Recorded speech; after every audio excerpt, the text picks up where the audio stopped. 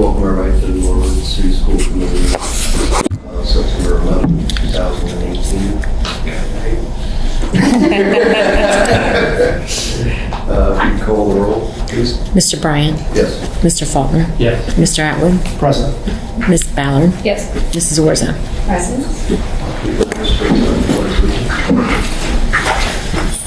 Allegiance to the flag of the United States of America and to the republic for which it stands, one nation, under God, indivisible, with liberty and justice for all.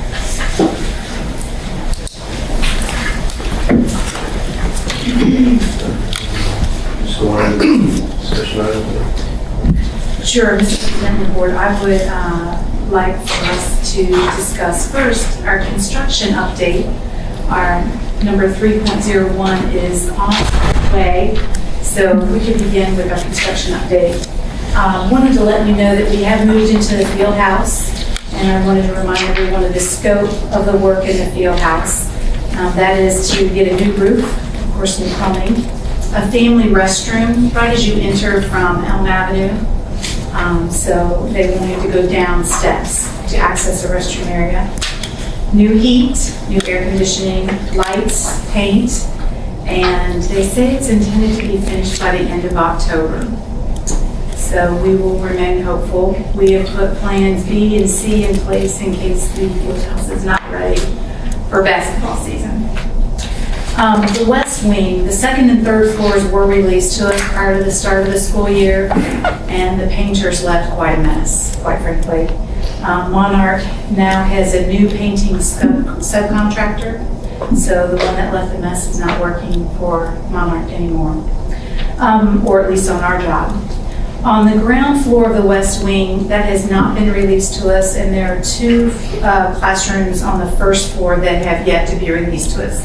When I say released, I mean Monarch is not complete with their work yet. And then just as a reminder, the clinic is also not ready. They expedited a little bit of work in there. That was really supposed to be part of phase 3, but because they were so close to the work, it just made sense for them to go ahead and make that part of phase 1. So while they're working on new fixtures and new plumbing in there, the air conditioning will not be put in until that's part of phase 3, as well as the ceiling tiles and the new lighting. So we have agreed that no one will move into a space until Monarch has released it to us and it's clean to our satisfaction. And then at that point in time, Scarlet and Gray will be able to polish the floor and make it appear to be a finished product before any of our team members move in.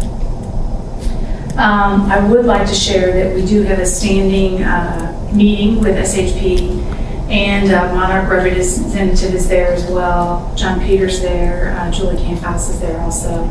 We meet weekly. On average, our meetings last almost half a day, but they're pretty pointed meetings, and we work through a number of things. And so we will continue to do that so that our taxpayers end up with a really high quality product at the end. As we know, we all recognize that we're here at really historical times, and we want to do good work. And we want, as children, the adults that are working there, and the taxpayers are being really proud of how their money was spent and the space that we get to offer the community. Julie Ms. Camphouse had a few things she wanted to add to that with regard to some of our recent work with change orders. Remember the architect came in and talked to you on July 31st and explained what would happen during the abatement of the east wing. A change order was issued for us to review, and it didn't match what we had talked about at our July 31st meeting. So we sent it back to him to review and try to reconcile what we wanted to have happen in that change order. So we're waiting on that. I will need you to officially approve that change order. So I had hoped to have it on Thursday's agenda for next week. If we're able to get it reconciled, it'll be on Thursday's agenda because we need to move forward with it. So, question, is this the big change order? It's part of the big change order. This will be the abatement, which just is going in and taking out all of the hazardous materials. And then I'm sure there'll be at least one other change order to go in and rebuild it so that it's usable space. Okay. But it's part of the 1.2 almost 1 million that we talked about before. Okay. Now, in their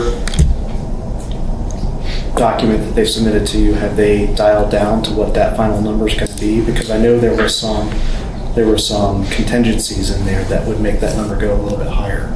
There were, and one thing that I wouldn't mind mentioning to you all, so you can help me decide what you're remembering of July 31st, was we talked about the asbestos on the exterior walls and how they were going to resolve that.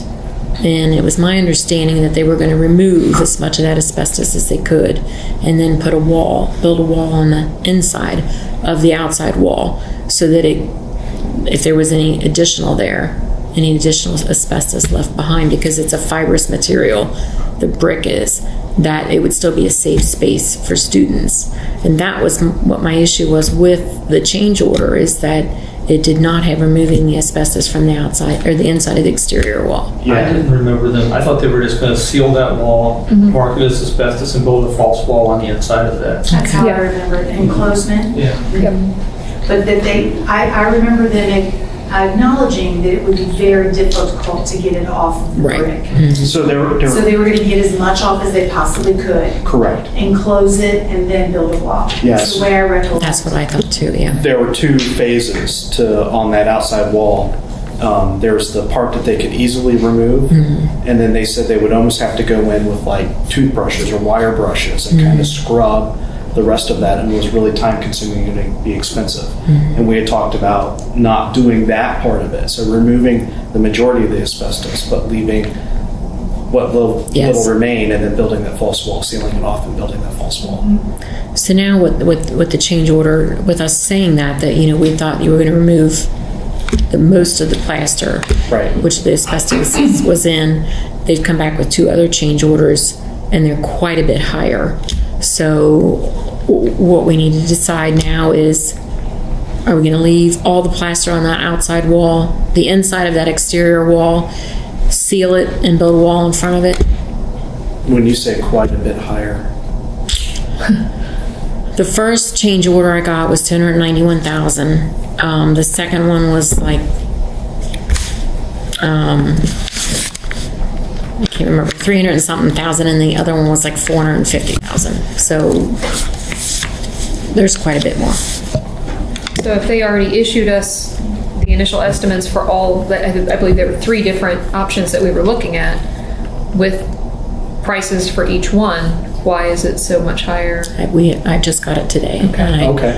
And I have not had, we will address that in our Thursday So meeting. let me know, we'll be working with our legal counsel, and we'll be working with with FHP, and we'll be working to address that this week. And But that's what the delay to was. represent well, Yeah. and make sure that, once again, our students and our community get the absolute best. Have we had any follow-up with the possibility of any recompense from the misrepresentation of estimate in the beginning? from our environmental From the environmental contract? No, not yet. Okay. Not yet. I do have another question, not related to the change order, but has there been any word from Monarch as to the timeline for the rooms that they have turned over that do need like the floors replaced where there's plywood on the floor? Have they given any idea of? They have. I'll let John speak to that. Okay. So in the beginning, they did not recognize that was a problem that they had caused. Initially, they thought it was perhaps a ceiling leak or a water leak that we experience for some reason every August. But we were able to help them to understand that was not true.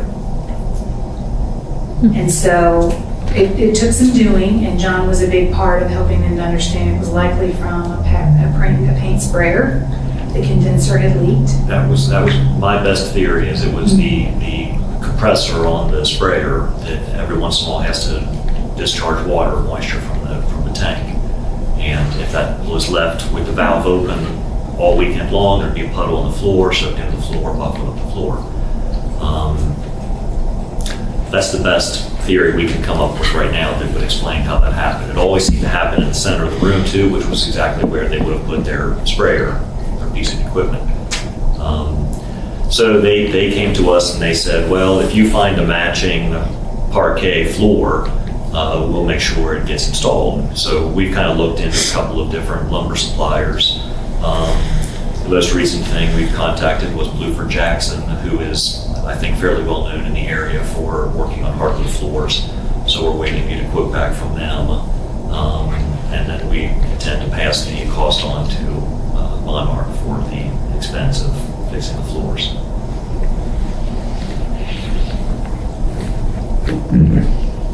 So it's ever evolving.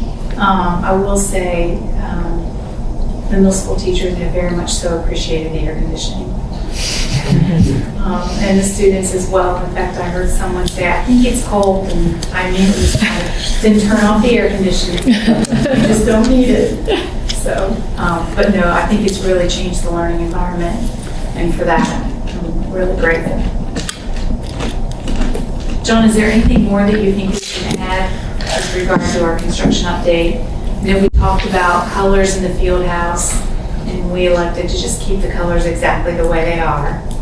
I know they talked about how it would take about a month to paint the space because of just the curing process of the paint. Down in the locker rooms, they've got some cinder blocks torn out so they can access the pipes. I was kind of excited to see a couple days ago when I was down there. Just walking past the field house to see the people on the roof doing the work that they're doing is exciting. You can see them just progress from basically the auditorium side towards the Elm Street side. And I think they're a little more than halfway now. So That's awesome. So they're now saying end of October instead of Thanksgiving? I'm sorry? You said October instead of So Thanksgiving? initially when we talked, we'd hoped for the end of November, but they report the end of October. Well, that was Even with big. the paint?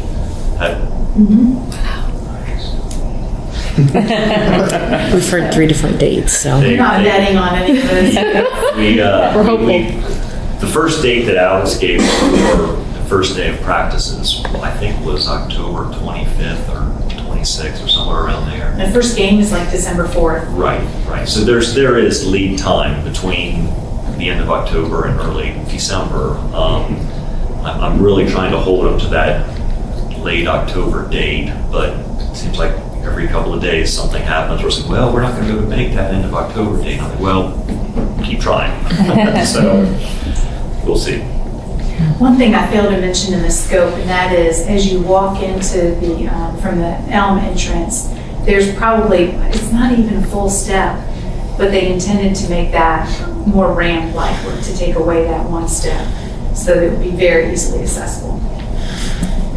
Have we forgotten anything on the scope? I think that captures. So I think that was it. Does the new lighting extend into the field house as well? Because I remember the big lights, and those are getting replaced as well. Those have actually been switched out about 6 or 7 years ago. Oh, okay, that's great to We put know. in fluorescent lights, 2 foot by 4 foot fluorescents, and they each have their own motion for each fixture. Currently, it's been 6 or 7 years since those have been put in. The problem we found with those, though, is volleyballs and basketballs tend to hit the motion sensors that hang off the fixture, and so a lot of times the motion's just kind of hanging by a wire. So lights are still included in the Okay. project. So exciting. It's exciting. It is. We'll be happy when it's finished. But it's exciting. I can say both buildings, the middle school and high school, everyone involved has been very gracious when it comes to noise, lack of parking, all of those changes that it just naturally caused due to construction. I actually did mean to ask, is because of where the trailer things are on the edge of the parking lot that used to be senior parking, are students now restricted for parking? They can just. Actually, most of them park in the same spot anyway, but it's right by that, I call it a bumper. What would you call that large metal thing close to the city parking right on the corner there where we put up the tent for Christmas Town? Okay. The guardrail, thank you. The guardrail. They usually park right there along that, on the hill. Okay. I guess that's exciting for a senior park on the other parking. Where most of those old people like not to park. So, yeah. Mr. President, if it's all right with you, I'd like to move forward with our 2019-2020 school calendar. So this is a calendar that I have shared after working with a number of folks to look at it critically, and that is our NTA president as well as our ASME president. So both have looked at that, they reviewed it, they've given their nod that they're in agreement. There's one big difference I would just like to be transparent about, and that is that generally we have a professional development day in the month of December, and we have moved that to the very front end of the school year. So when I say that, I'm saying that we have 2 professional development days. As it stands now, we simply have 1, and then a teacher work day. This would provide 2 professional development days and before school starts, then a work day, then the first day of school for children. So we think that will help us, 1, to be better prepared for the start of the school year. It will allow us to do a number of different items that are actually required prior to children entering our doors officially. So we think that's a good move. We'll test it out next year. And of course, with the instruction that provides us a list in the event that we have something that's challenging, that we can prepare. So other than that, all of the professional development, the amount of days, the number of days children are in session, all of that remains the same. Pending snow days. And those we cannot predict this time. So, any questions about the school calendar for next year?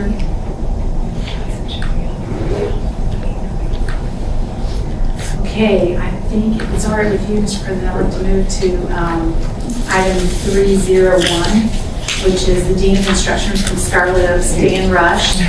Dan has rushed to get Better late than never. No, I wish I rushed to get and here. we're so glad you're here safely.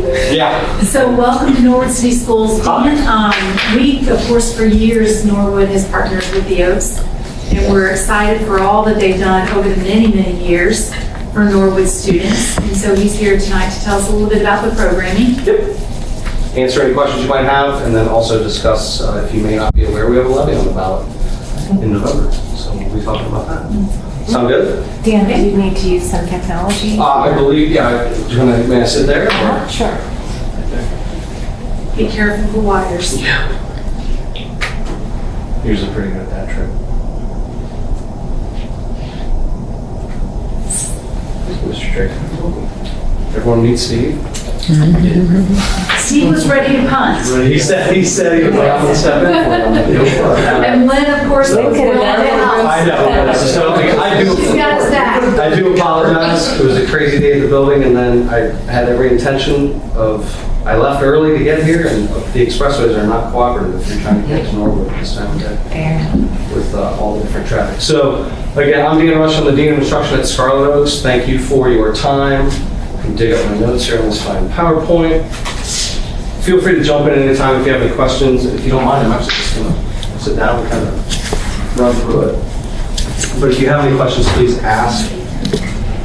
There's not anything that's out of bounds as far as I'm concerned. So this is a general presentation put together by our district. We're going around to all of our 36 different school districts presenting at the boards. So there's certainly some information that we will customize for Norwood as well. We serve 36 different school districts. Scarlet Oaks is the campus that Norwood is closely associated with. Norwood is our third largest feeder. For Scarlet, we have 10 main feeders.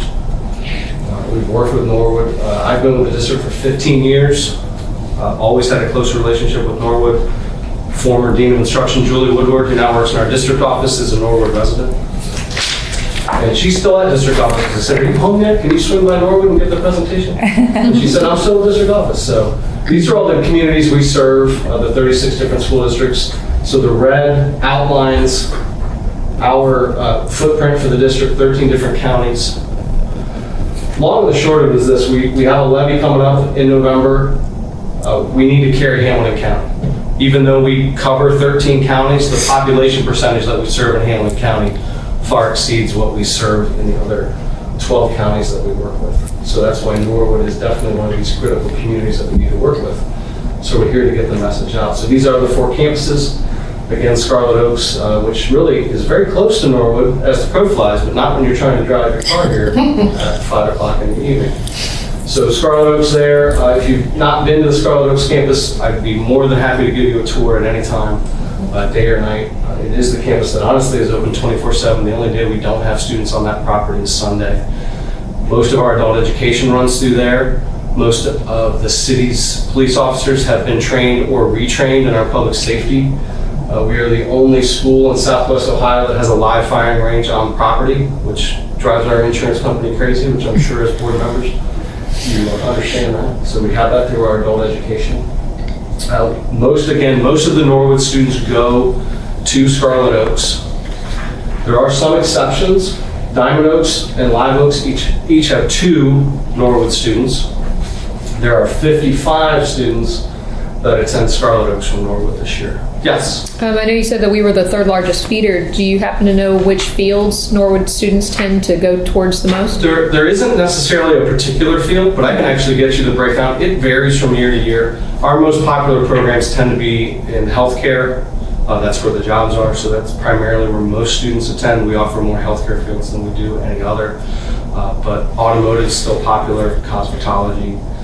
There isn't necessarily a direct field, but I can certainly pull that information up and let you know where, is there, I would even want to show you trend data where the Norwood students typically go. I would love trend data. That'd be great. I don't have a problem with that. Let me make myself a note.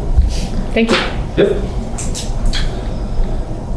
I think I need a haircut somewhere myself. Well, it'd be really good to know for our students if they're Sure. interested in certain fields, we can help on What this we end. can also do is what we always try and do, especially, we have students that come back and present to the sophomores, Norwood students presenting to Norwood students. And then we also try and get alumni that have been successful and continue to be successful that have gone through both Norwood and Scarlet to come back and speak with the students in a variety of different fields. So again, who do we serve? The focus here today is Norwood, but just overall, in case somebody were to ask you, annually we work with 19,000 high school and middle school students, 18,000 adult. We have quite a few satellite programs. So for those of you that may not be aware, a satellite program is something that the Oaks operates, but it would exist in like a Norwood high school.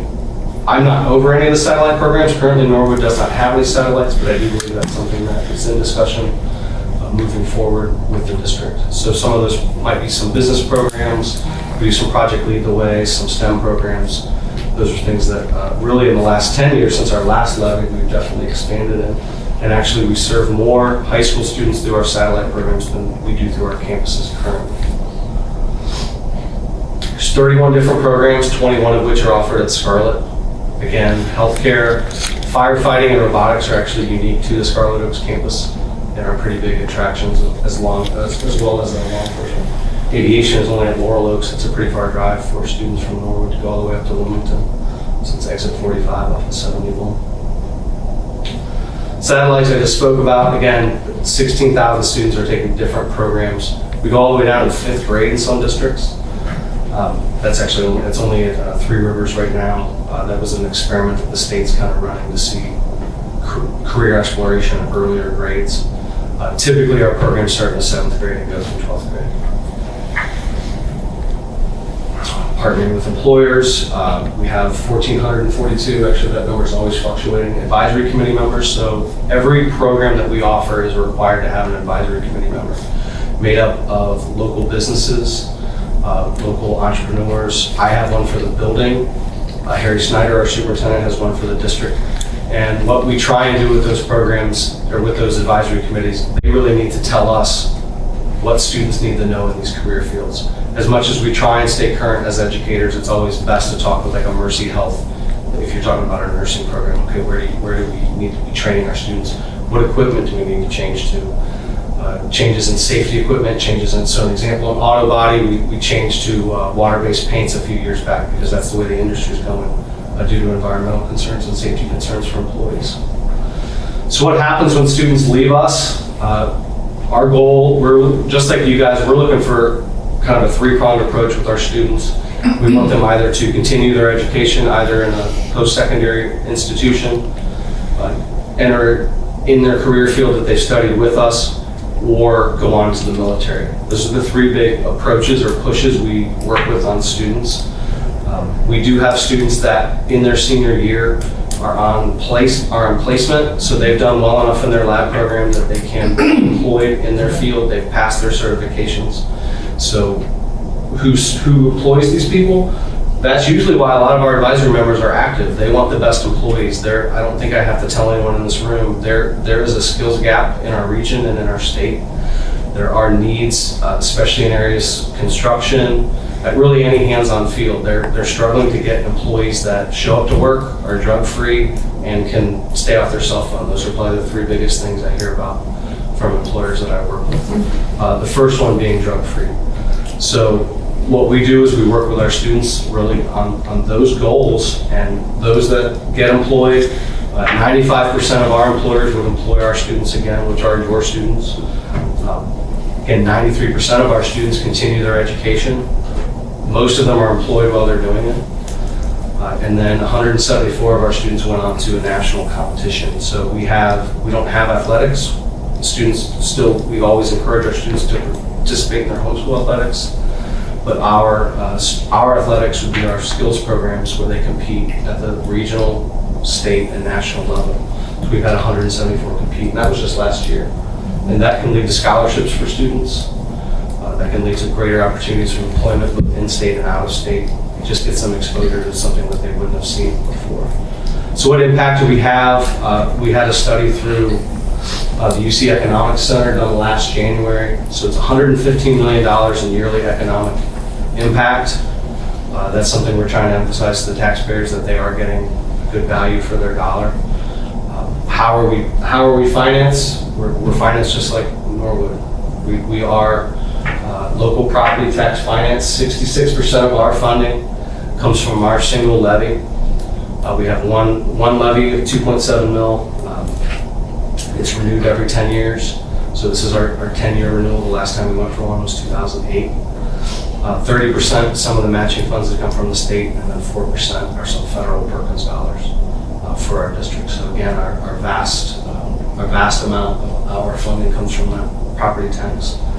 Our funding has been used to pay for renovations at 2 of our campuses. So Scarlet Oaks was renovated about 10 years ago, and Diamond Oaks was renovated 8 years ago now. Those were all financed through that levy. We did not have to do an additional bond issue. We were fortunate in that regard. Our goal, though, with hopefully the passage of our levy in November, is that we can finance the renovation for our Live Oaks campus in Milford and Laurel Oaks up in Wilmington. What is the challenge? Again, it's our only source of local funding is this levy that comes up in November. We have not increased our village since 1988. We will not be increasing it this time.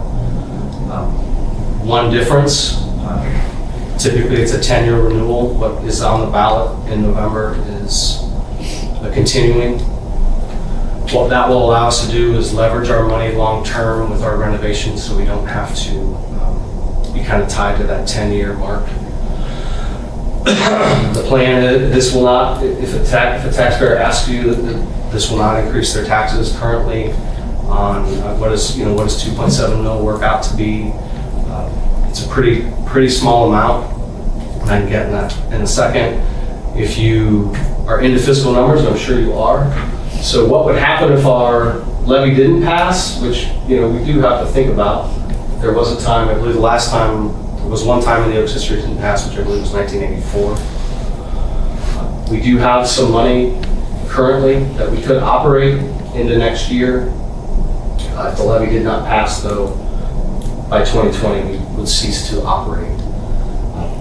I can tell you what that would do is certainly hurt opportunities for students. I'm not really sure how the state of Ohio would handle it due to our size. Hopefully it's not something we have to face, but it is something to think about as a school board, because there is a requirement for career and technical education that we partner with you for, and that burden would be shifted to you at a greater rate than what you're having to deal with now. Here's the advantage that we have. 88% know who we are. 10 years ago, it was 77%. So that's a great jump in the 10-year span. So we are better known than we were. Certainly awareness is great. How many people like you also helps. So 72% have a favorable impression. That was 64% in 2007. So again, that's up. Here's kind of the kicker. Only 22% of the people surveyed actually understand that their homeowners' dollars, their property tax dollars, go to fund Great Oaks. And most of that's because, like myself, my property taxes are paid through my mortgage company. I get the statement from the county, but I don't always pay a lot of attention to the line items that are on there. The bank pays it twice a year. So that's really probably our main hurdle in the next 2 months, is to get the word out that we do need voter support. And we certainly hope that the voters see that this is a value to them. We just need to make sure it's a renewal, it's not a tax increase. They won't have to pay any more than they're currently paying. The only difference is the goal would be we would not have to come back in 10 years and do this again. What questions can I answer? I know I kind of flew through that. I want to be respectful of your time, especially since I was late. So I'm willing to answer any question about Scarlett or about the district. I work in different capacities for the district, so I can probably field most of your questions. If not, I can get you an answer just like with trend data, which I will get. Actually, you'll have that tomorrow. So we have a board meeting tomorrow. I can pass that information along. So I'll have it then. Dan, what's your contact information in case they want to email you a question? Sure. So my email is rush, D as in dog, @greatoaks.com. If you'd like to call me, my direct line is 612-5701. And my cell number is 375-6372. All of those, day or night, I think everyone in this room knows education's not a 9-to-5 job. So if you send me an email, you'll hear from me typically that day, if not that day, the next day. And if you call me, it's the same. My expectation is that I get back with people within 24 hours. Hopefully with the answer that they want. Something I've always wondered about Great Oaks, is it just a Cincinnati group, or is there Great Oaks in other cities, or is it just you guys are here and other similar programs are set up? So I actually live in Butler County, so north of here, so getting home will be almost more fun than getting here. But that's okay. So and reroute. The way it works in Ohio, depending on what part of the state you live in, but definitely in Southwest Ohio, there are regional, what used to be called vocational schools, are now career centers. So they were started about in the early 70s, so a little bit, about 50 years now the Oaks has been around. The way it works is typically they're county-based. So Butler Tech is the example in Butler County. U.S. Grant is the example if you were to go to southeast of here, so Grant County. Warren County, same thing. They all have their own career centers. The Oaks, when all of these were started, the Oaks started with the Laurel campus up in Wilmington. It was an old Air Force base. We were able to get it at a reasonable cost and renovate it. The students actually lived there the first few years that that school's operated, so it was almost like a boarding school. They would go and stay all week and then go home on the weekends. We've gotten away from that model. I sometimes wonder, I don't know if I could handle that as an administrator. It would be great, but it would have been neat to try. The Scarlett Oaks campus opened the year after that, and then over time, as districts went to look for either expanding or providing career and technical education, the Oaks became a more cost-effective alternative. So when I went to high school, my high school operated their own career technical program. Cincinnati Public still does. They're one of the few in the area that still do. Hamilton City used to. They actually just got out of that business just this past year and went with Butler Tech. So really the way it worked is the partnerships through various districts like Norwood that allowed the Oaks to expand. And over time, because we had that campus up in Wilmington, and then we had the ones that were around 275 Beltway, there was just a natural progression of those districts that were kind of along 71 and that were further out east. They all just started linking up and entering into these agreements through school boards and then through the Ohio Board of Education of going with the Oaks as far as being a career tech partner. So that's in a nutshell how it's all come to me. Thank you. Thank you, Dan. No problem. Being here, Thank you, our guys. representative, thank you very much. So thank you, and I apologize for my tardiness. I will give myself a detention. If you, again, you have my contact information, but if you have any questions, let me know. I will also be getting that answer from Ms. Ballard. And always feel free to contact me. Scott has my contact information, or you can go through Scott and he can, we're always in contact. Well, thank you to all of you and safe travels home. Thank you. She got it home, so that's good. It will be faster going home. As long as it's not 75, that's where the paint is. 75 north, just by Reagan. He can go to the back. Yeah, right. Mr. President, if it's all right with you, I'd like to go ahead with item 3.05. And that is a job description that I offer to you. It is a new job description. It is a position that presently we do have someone serving in that role, and we knew that it was important to develop a job description that fits with how he's serving this school year. And so these are items that we think represent that work, and of course it's specific to, of course, reducing student truancy. So this may encompass home visits. He will coordinate with enrollment to make sure that we help get students enrolled. And the challenge with enrollment, of course, is coordinating and making sure folks are enrolled for free and reduced lunch programs. And then the follow-up of that, of course, is reducing student debt. And those kind of mirror one another. If you can get them enrolled, and of course then we don't have the debt that continues to compile. So he has been afforded a cell phone to do that work because he will often need to make home visits.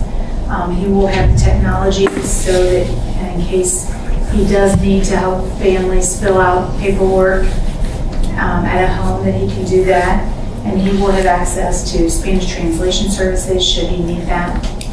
And so we are working our best to see how this works out this year and see if this is truly helpful in helping us with, of course, our student attendance, truancy, enrollment, and of course, reducing student debt with regard to food services.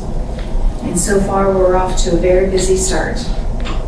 I believe just yesterday and today, he called about helping parents to understand that in the get their child immunized. We had about 30 students at the middle school and about 40 at the high school that eventually will not be permitted to attend if they don't get these immunization shots. So I know we start that work in transition before they even become, before they leave the elementary, before they become 7th graders in middle school, but there's always work to do. Do you see if there's anything that I failed to include or you'd like to see included in this job description? We want to be all-inclusive. I believe it provides us the flexibility, as you see the fourth bullet from the very bottom, ability to be flexible as to other work assignments within the district. I do have a question, Kathy, if I may. In regards to the free reduced lunch, I know that on the online application there is a line, but it's farther down past the submission point. Is there a way that we can work with our tech guys to have that be a mandatory part of the enrollment process? So that way they can't finish enrollment until they either say, I don't need this service, or yes, I do, fill out the form. So that way it's a built-in part of, and that would help alleviate a little bit of that, but it would require parents to enter that information or select to bypass it. Just make it part of the online service. I'll find out. Okay, thank you.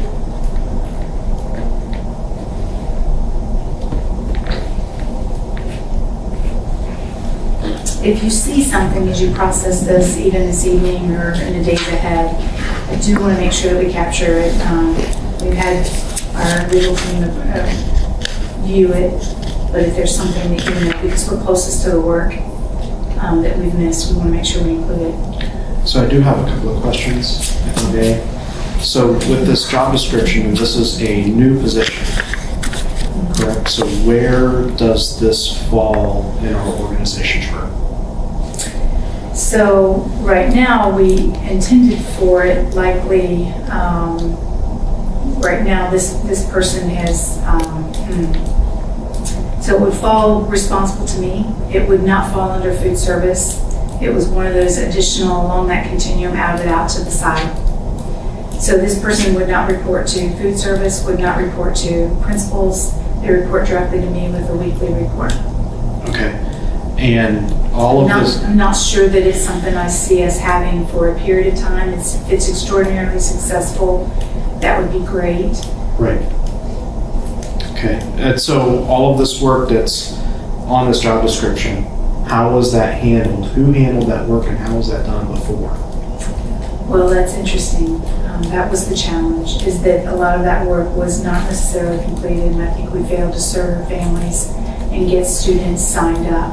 So we made efforts with phone calls, we made efforts with sending letters, but what we find in the end is it takes a personal human connection.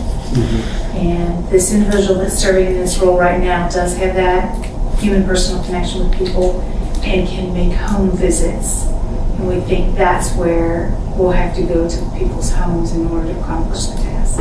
Okay. And then since we're evaluating this for this year, so what are the criteria that's going to be set up to determine whether or not this was a success or a huge waste of time?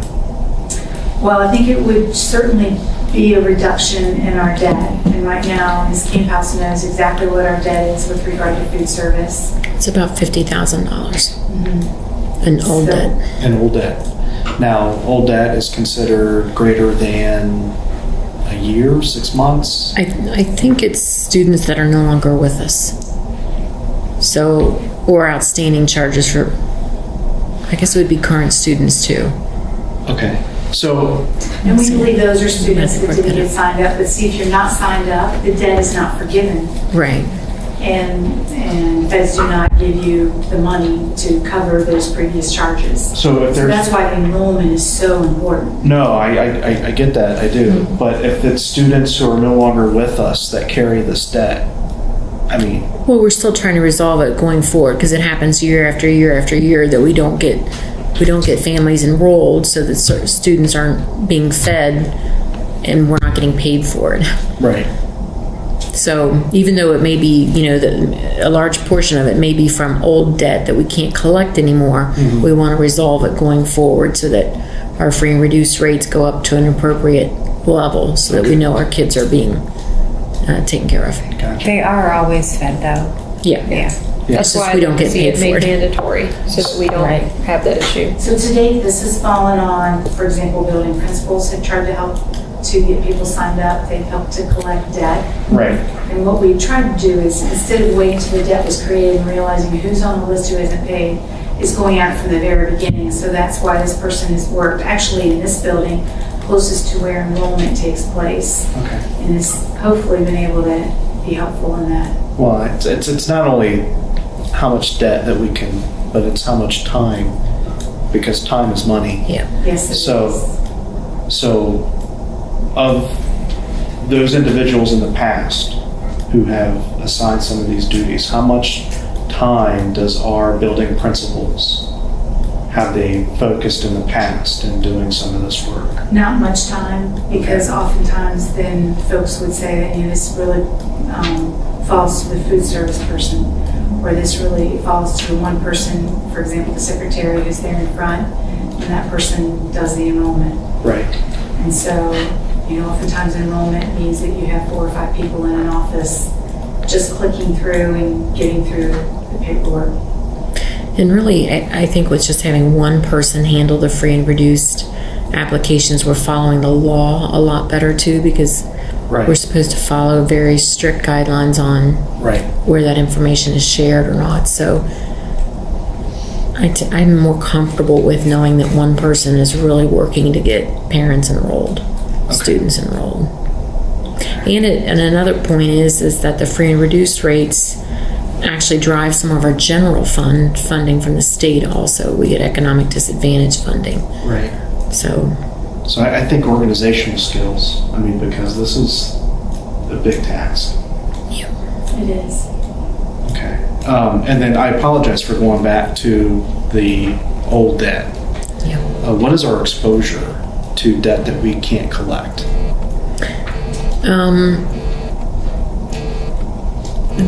I have been told that the general fund is not allowed to absorb that old debt. I have not heard that from an official source though. So right now it's still hanging out in the cafeteria fund as old debt, and I'm not sure how legal that is. So I'm just wondering if there's any way that it could just, after a certain period of time, you just say, okay, these kids are now 30 years old. yeah, Let's just write it off the books and just call it a loss. that's kind of what we do in the cafeteria fund. Their revenues are missing, is what it looks like, and they just continue to move forward with the general fund advancing money to keep them in the black every month. So eventually we probably should do a true transfer to cover the old debt. Yeah. But the way that I'm feeling about it right now is I want to make sure that the cafeteria is profitable before we go down that road. I don't want to send money there and not see it be profitable, or at least break even first. We've suggested avenues where we could be better successful in using Yes. federal commodities, which would come to us free. And so we've suggested that. And it's just like school districts. I mean, it's just like the general fund. We have to review our staff constantly. Right. If there's not enough kids, we cannot continue to keep our staff levels the way they are. It's the same way with cafeteria. If we're not feeding as many children, we don't need as many staff to Right. complete those meals. I think the So it's just other thing constant. that's really been under review is they won't eat it if you don't provide something that they'll eat. And it doesn't matter if it's free. And our data does indicate that. That's something that Guidelines changed on that at all. No. that is something that I'm interested in getting is our free and reduced participation rate. Right. How many students that are free and reduced are eating? I'm going to get that percentage, and I'll be able to share that with you because that is a very key percentage to tell us It is. how successful is our program. Yeah. So that's only half of this job, right? Because the other half of it's enrollment and truancy. Which we used to have somebody that handled through Hamilton County. We had a truancy officer when I We was do in have that school. person. That person certainly represents, with regard to the work the meetings that have to take place because of House Bill 410. So this person can do some of that work. What we hope is that when this person shows up at homes and they see even smaller children, they can help the family make the connection with, oh, we have a Norwood Ready Kids program, oh, we have a preschool. And so help them then to funnel them to other agencies within our organization that can make the educational process healthier for the entire family. And with regard to the immunization portion, I know that our nurses used to do a lot of that burden checking charts and making sure that everybody had that. I'm assuming this person would then report those findings to our nurse so that they could update student files? No, our nurse is actually doing it, and they're asking this person to aid or help them in making all those phone calls. Okay. I know we Personal were... phone calls versus another letter or another automated robocall. Right. Personal phone calls. I know we were talking with the group about having a potential for a clinic coming in to our high school. Do we have any further information about And that? for help, no update on that. Okay, because that would be great for solving some of the immunization gaps that we have. We could send them It could be directly there. from parent permission to Right. give them whatever inoculation. And that's where we're continuing to struggle, is to get that permission. Are we expecting to hear from them anytime soon? We should. Okay. We signed an MOU for them for the planning phase for this school year. Okay. But I've not talked with Deb Robinson as to an update on that. So who is the district attendance liaison? Right now it is Julie Allen from Hamilton County Educational Service Center. Okay. I represent the district when it comes to attendance. Right. And then, what percentage of our student base is considered to be chronic truant? Well, House Bill 410 just started last year. So I don't know that I can answer that question for you. Okay. It's different in each school, but it is definitely over 13.6 in our buildings. 13.6%. Over 13.6%. We had a list that we generated this summer before the school year started, and the person in this position also reached out to our chronically absent families to hopefully make home visits to tell the truth about the situation, that you're not sending your children to school and it will jeopardize their experience and their graduation. So we started there with some of this work because we had the list of names in a really uniform manner that made it very efficient to do. Yeah. So that's where it started this summer. That was one of our target concepts in early August. Okay. So let's Not say sure what it's yielded. So let's say we have a baseline of 13.6%, right? And that's based on hours or days, or does it matter? It ends up being about the same, but it's always hours now. It's always hours. So, if you could get the attendance number better, that translates into better funding from the state, correct? Because you have more kids. It's your enrollment. Right. It's just enrollment? Okay. But some of our chronically absent continue not to come at all. So we carry them on our books until we find out if they've gone somewhere else, or we keep looking for them. Right. Could result in a poor achievement score. Right. It results in everything. Yeah. Poor health, poor mental health, poor achievement. Right. Poor social, emotional well-being. Gotcha. So I apologize for this, but I just kind of want to drill down here. So we're going to look at having this person focus on reducing debt and getting people signed up for free and reduced lunch. And then there's a target value. So let's say if that person is able to affect that number by X amount of dollars or X percent, then that's considered a success. And then same way with the other half of the job, which is this chronic truancy. If your baseline is 13.6%, at what point do we say, okay, if you reduce it by, half, to where now we're looking at 7%. With the new house That's bill, considered a success. they're gauging it by I kind of reported on a couple months ago that this number, if it is affected at a certain percentage rate, they want to see I believe it was 1.5% decrease by the next school year to be considered successful, with the goal eventually becoming 3%. But if you are at a higher rate, they want to see that you are making strides at a minimum interval to qualify under the House bill. So because of the changes that we have, it affects how this is. So I would say as long as we are meeting state standard, Right. Then the person would be considered effective under the House bill. Okay. If that makes sense. Well, that's Right. That's my whole point that I'm getting to. Is if we're going to have this person in this position to do this work, then they have to show value to the district, either by saving time in other areas or by affecting our bottom line in a way to either get more kids in the school more consistently, or by reducing that old debt, or increasing the free and reduced lunch. And I just think if we're going to use this year as an experiment, let's really put some thought into what we would consider a successful year. So that way, at the end of the year, when we look at this, we can decide whether or not, yes, this was worth our time, or no, this was chalk it up to an experiment, and let's look at a different avenue. So that's my thought. I would just like to confirm that this is a 1-year contract. I have the debt numbers. I didn't think to look it up.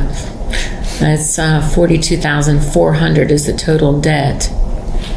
12,887 is for no longer for non-current students. So that 12,000, we're really not going to be able to affect at all. Right. So Right. it's a $30,000 difference that we could potentially affect. Okay. And very well, those could have been people or students who qualified, but for various reasons. Correct. Is there a way to know what building? I mean, is it, so we see the largest percentage of free and reduced at elementary, and then it drops by significant numbers all the way through high school. So I'm hoping that these numbers aren't just coming out of high school. Is this high school debt? Is this elementary debt? Is there any way that you know that, Julie? Or Yes, I can pull that up. The problem is a lot of times, especially for our inactive students, that you don't consider it until it gets to high school, because that's when they leave. So that would give a kind of a not the correct picture. But yes, I can get all that and give it to you. In the past, we've seen that it did drop off into high school because of the stigma of the free and reduced. Right. And that was always a problem that we had. And that with the point of sale software, it was supposed to help us to highlight that and to capture that information. I don't know how successful that's been. I mean, if the high school could get raised to that 70% or whatever, I don't know what it is at elementary. I mean, that's a huge jump. It is. And the one thing that I've already asked all the principals and our director of the cafeteria to do immediately is to start doing family applications. Tell everybody they have to put their entire family on the application, whether they want free and reduced or not. That just qualifies everyone. So if we can just get that process straight, that will help us a lot. And that's I think the personal communication, the way we're doing it now, that will really help make parents understand that it's good for the whole family. Is there a way to make lunch like a prepaid system, have the families pay online, so that way no student is paying at a registered period, so that you don't have the stigma of, well, I pay, well, I just walk through, or I scan a card. We already have that option. So then how did that affect our students' participation? It's just it goes back, I think, to the days when we had the red tokens and the green tokens that you walk through, and it's never really changed. Because I think if you don't see anybody handling money, then where does the stigma exist? But I really do think that that paperwork needs to be required in the enrollment process. It shouldn't be a follow-up. It shouldn't be something we have to do separately or pay someone to go after people to fill out paperwork. It should just be part of the enrollment. And it would save everybody a lot of time, and obviously it would save us a little bit of money not having to pay somebody to go out and do it. Right. I'm not sure where the stigma is though, because everyone presses in those 4 or 5 numbers. It's a middle. Whether you pay, or it's free. I thought you couldn't graduate if you still owed out any type of fees or anything like that. Do we not require that debt to be? Even the schools that say that you can't graduate, what they mean is you can't walk. We can't withhold their education from them, their diploma and things like that. So I'm not sure if we do that or not. But even schools that do, it's just you're not walking.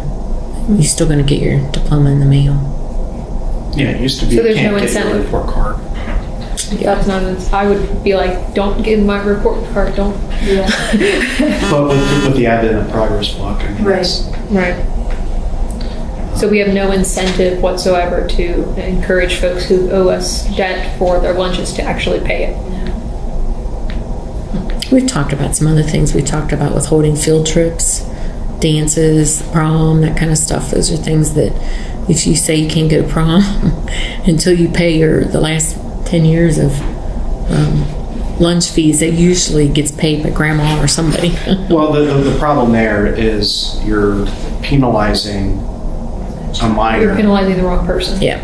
For It their is. parents being not responsible. It is. And I have a hard time with that. It is. No, we haven't We haven't started that, we've just been talking about that because I want to know all the pros and cons first. A lot of high school teachers end up covering the cost, so they can graduate and walk. All right, so my thoughts on this, I mean, I think it's a good job description. My thoughts are that, I'd like to see some sort of metric for us being able to determine at the end of the year whether or not this was worth it.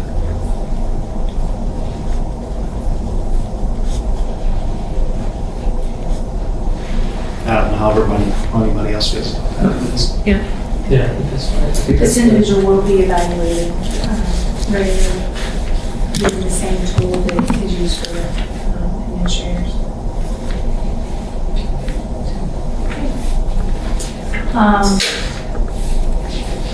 Mr. President, if it's all right with you, we'll move. I think this is our last topic for discussion items, and that is a report from our director of curriculum. So we know that the state report card will be released this Thursday, actually. My favorite time of the year. It does not represent all that we do, and so we are working to develop a quality profile, and that would represent all of the other things we do besides how this is viewed so narrowly.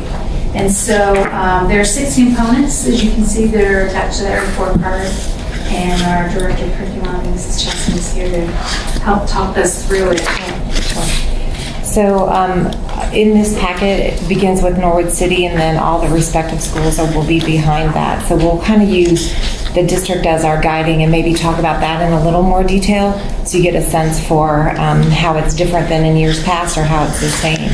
So out of these 6 components, this is the first year that we will receive a grade for each component. So you'll notice grades, not just an overall grade, but also 1 grade for everything. Each of those areas are not weighted the same in terms of finding out your final grade for the district or schools. Achievement is worth 20%, as is progress. And progress is kind of the old value added score that we've talked a lot about in the past years. Everything else is worth 15%. So I think that's important to know what the state deems as more important than other areas. So if we look at the district, we'll start with achievement, because achievement is what most people realize are all of the indicators. So for the district, for a typical district, you have 23 state tests. So those are all the tests beginning in 3rd grade through 8th grade, and then the 7 high school tests. So those are the state end of year tests or end of course exams that we have at both the high school and the elementaries. So those represent 23. In addition to that, this year there were 2 more indicators that they wove into the indicator component of achievement, and that was chronic absenteeism. So that's why we have a very strong level of detail now. And it's a challenge for our district, it really is. And Amber kind of highlighted or hinted at, if you are above the 36 threshold, 36.7, you have to improve every year moving forward by 1.1%. If you're below that, you have to improve by 3%. So we know where we are now, and we know what we need to do to achieve that indicator. That is a challenging indicator, believe it or not, for us to achieve in our district. Also, there is a gifted indicator for each of the buildings, and it's made up of 3 areas. Gifted students have to reach a certain performance level collectively, and it's a 117 for their performance level. We have to show and demonstrate that not only do we test a certain percentage of students, that we also serve a certain percentage of students, and you get what's called input points to get to 80. The goal is 80 to achieve that. And then they have to make the value added score, which means in their bracket, if I'm a gifted student and I'm at the highest level of achievement, I have to show a year or more's worth of growth. So that's also part of the indicator. So for the district, we have those 23 indicators. Oh, and then they added a new indicator again. The 3rd new indicator is an end of course retake. So for all the students that scored a 1 or a 2 on a previous end of course exam, if they retook that exam and demonstrated improvement, you could achieve an indicator for that. So that's all woven into that, really that one-liner of indicators met. And I can certainly talk in more detail about all of this, but really everything is like a day-long conversation. So I just want to kind of give it to you at a glance and just know that I can always revisit it. So for us, for indicators met for the district, that was a challenge. And so you'll see that we received an F for that. But for each of those tests that we took, students are given points for how well they did on the test. And for that, we received a C. Those two areas combined together represented the component grade of a D for achievement for us. So that's the similar pathway to each of our schools. And I'll tell you, each of them have different numbers of indicators depending on their level. Of course, all the elementaries have the same number of indicators, except for Sharpsburg Primary and Elementary. They're a little different, and we'll talk about that. But for us, for achievement, that we did receive a D. And we're not pleased about that. There are other parts of this that we are more pleased with, but achievement this year with that 80% as a goal was still challenging for us. And it is the second year where 80% is the threshold for all of those indicators. So that means in third grade you have to have 80% of your students achieving that goal. For the district as a whole, we received the indicator in fifth grade science, in the retake indicator, and then also American government. Those were the areas that we were successful this year for achievement. If we move on to progress across the page, we received an overall goal as a B for progress, and that represents, again, 20%. The one thing about progress is that I noticed, and it just came out this afternoon, and I noticed a pretty significant error on it. So they'll need to fix that before it's released, and I can't imagine it's just our district. And the reason the error was so glaring is because they calculated social studies in sixth grade in this component, and we haven't taken a social studies test this past year. So that was pretty glaring to me. So although I hope that for some of the schools this is an accurate representation, one of two things happened. It's on the chart, but it wasn't calculated. It's just accidentally left on there, or it was calculated, and the whole thing is an error. But they will need to fix that because that's a problem. And I can't imagine it's just us. It's standard. It's on their spreadsheet, so it looks like an error to me. I have a question. It says students with disabilities. Do we want more students with disabilities, or do we want less students with disabilities? Why is it grading us necessarily on how many? So this progress talks about how much growth each of those subgroups did from one year to the next. So what that's noting is, if you look at overall, all of your students collectively together, did they make more than a year's worth of growth? And an A means yes, they did. They made more than a year's worth of growth. You want to see an A. You want to see a C, actually, too. That means that they're right there. They made a year's worth of growth.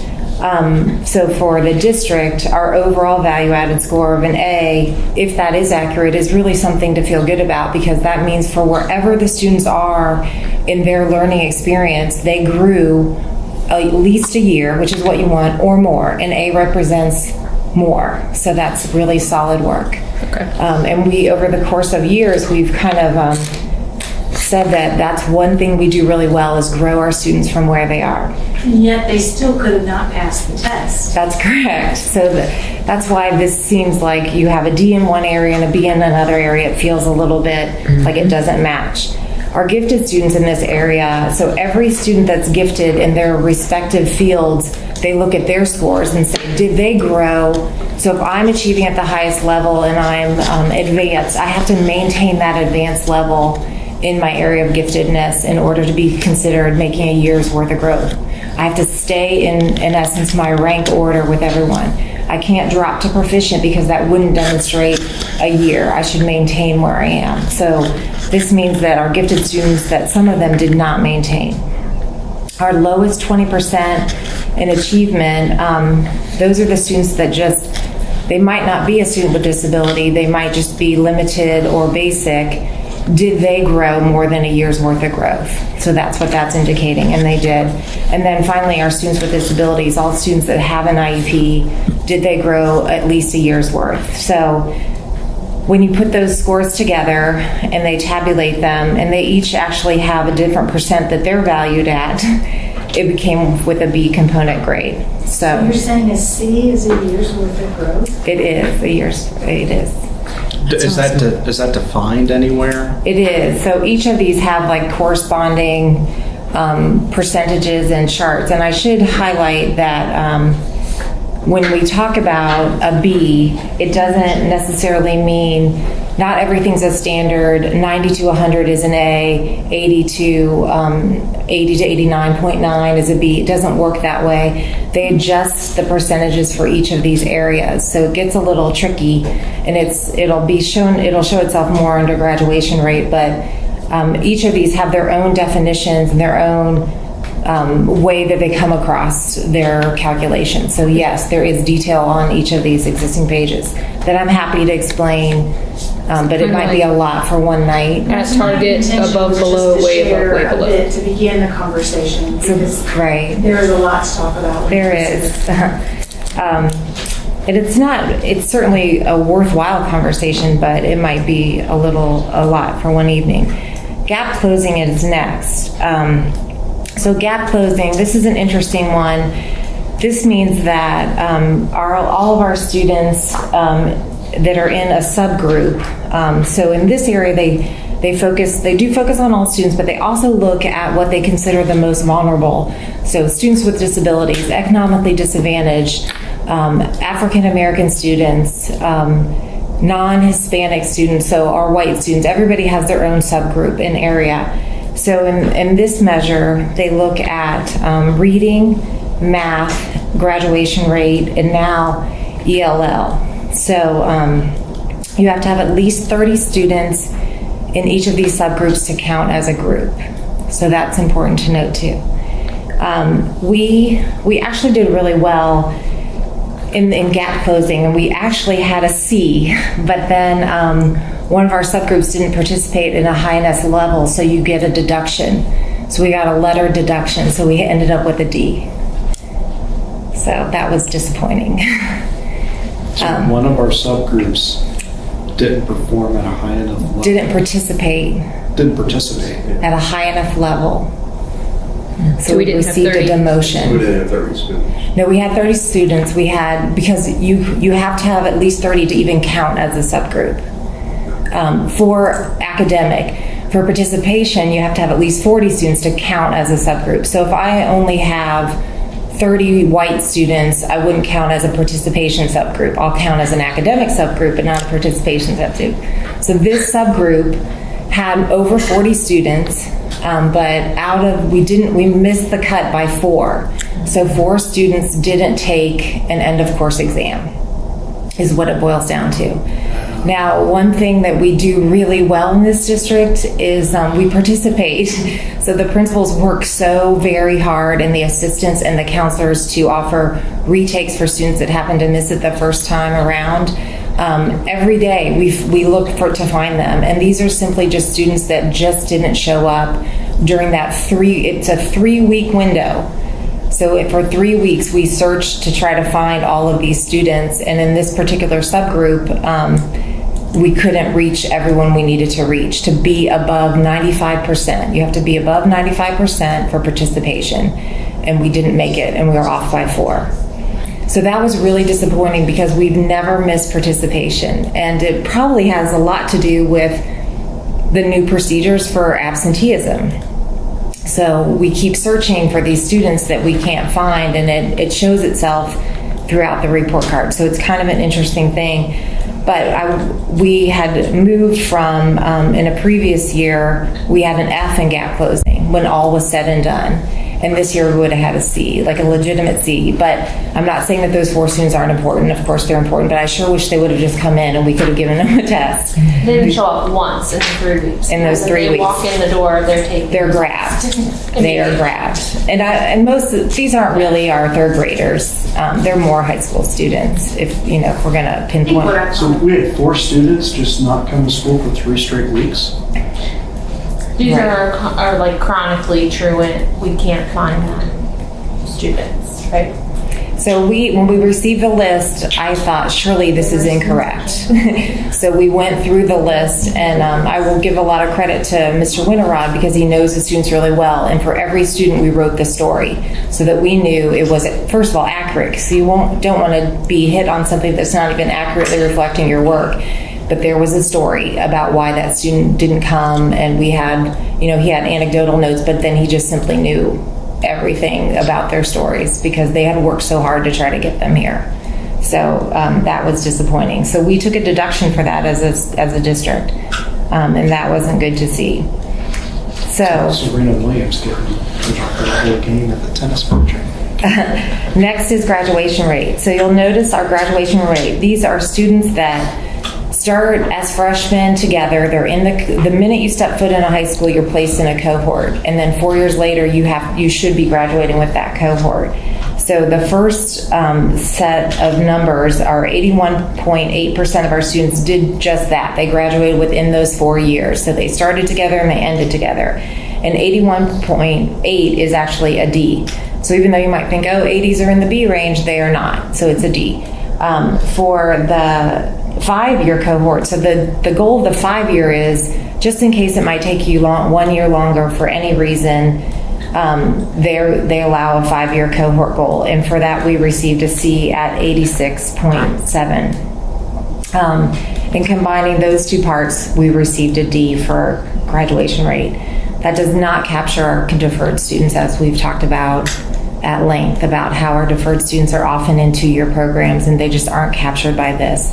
Even though they've met all the graduation requirements, their IEP allows for, and we certainly support them continuing their education. So that's one thing that we struggle with a little bit in terms of the pedagogy behind it. So if we took that number and kind of calculated ourselves what that percentage would be, where would we be sitting at? Would we be above 90%?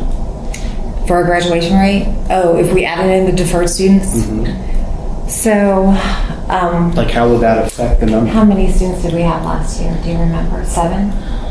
Yeah. So we'd be a lot closer because our graduation class last year was 136. Am I remembering? Oh no, graduating class was like 150. 154. That was a big That was group. the year before, 136. So, everyone carries a pretty large percentage. So if we would have added 7 more students, if all things went well, it would have gotten us closer to our goal of 93. It's important to note that we allow the students who defer to walk in our graduation. So they're walking with their class. Because It's important. So I then, got a question on graduation. Okay. Is there a reason that the rates are different for the high school graduation? Because I went ahead and looked. yeah, that's a great question. But there's no So, other graduations. you're like, what other high school do we have? So those are students that don't attend our high school, but are on our books, could be placed in a different learning facility, and still count for the district, but not for the high school. Okay. So the district carries the burden of anyone who doesn't attend a high school for the correct number of hours for the year, or the same can be true for elementary. If a family moves who has a student who's taking an end of year assessment between the elementary schools, we carry them in the district books, but the schools don't carry them anymore. So that happens. It doesn't happen quite as much as it used to when we had the conversion schools. There was a larger discrepancy, but it showed itself here. It made me pause too. I'm like, which student is that? Where did they go? So because we're small, you can kind of figure it out. The next area is K-3 reading improvement. So this is an interesting component in that it is based on fall to fall scores. So each fall, you remember in my status reports that we talk about the diagnostic assessment we do for K-3 students, and that's where this data will roll itself into. So when we start, if I'm a kindergarten student and I take a diagnostic my first month of school, they're going to compare that fall score to my fall score as a first grader. And if I'm still here, they will count that. And so we decide if a student is on track for reading or not on track. And if they're not on track for reading, we write an improvement plan and they start to do some intensive reading work with our Title I support. And we're really fortunate that we have a very strong program for that. So this represents kindergarten to first, first to second, and second to third, and their respective scores. So it is a targeted group that tend to show themselves every fall, and then if they're there the next fall, we are able to chart if they've made growth or not. It's important to note for this group that these are your most struggling readers. So this represents our IEP students and our typical students whom reading is a challenge for them. So at this point, we have a C for that work. I'm sorry, could you say that's only your students that need only IEP and Title Kids for that? Yeah. Every student who is not on track receives a reading improvement plan in this district. This year, we are altering our assessments because the state has requested or required us to do so. So we are using a different kind of assessment for K and 1, and then another assessment for 2 and 3. So for K and 1, it's Ames Web Plus, and for 2 and 3, it's MAP. So that's what we're using this year. But this score from the previous years represents our data from Ames Web.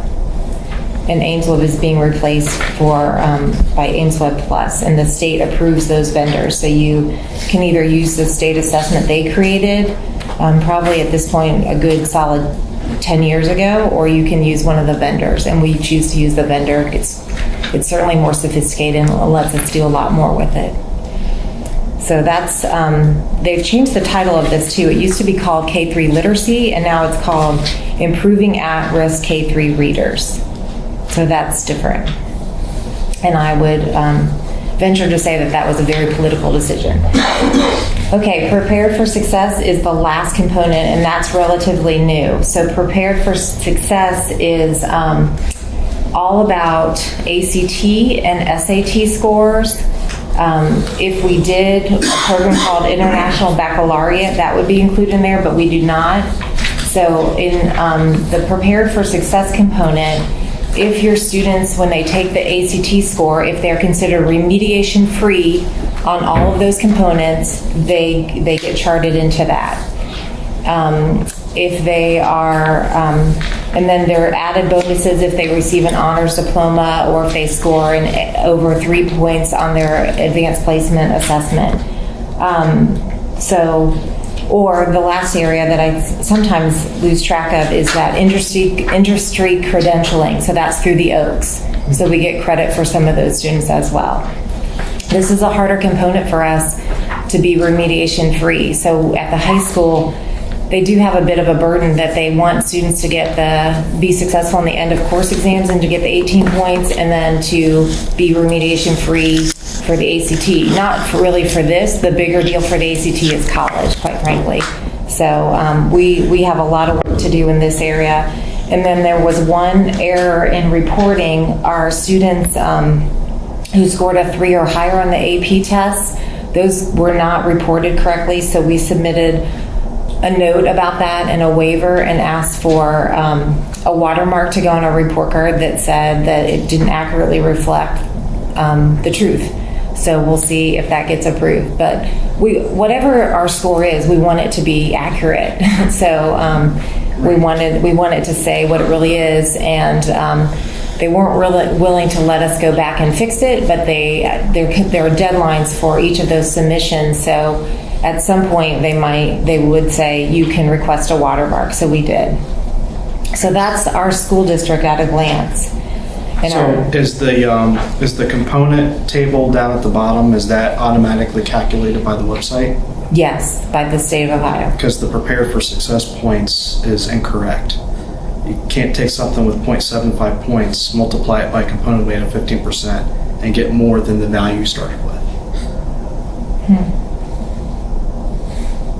Interesting. So it looks like we'll have to look into that. I'm also wondering, why do we have gifted students through all of our elementaries, but when we get to middle school and high school, it says that we don't have gifted relevance in our buildings? So we have gifted students, but it has to be gifted students who take those tests in those particular areas and enough to qualify. So it's all about the quantity who take, and it gets a little trickier in high school because most of your tests are freshmen and sophomores. So if you don't have enough students in those two classes that are taking certain tests to generate a number, then it's not reported.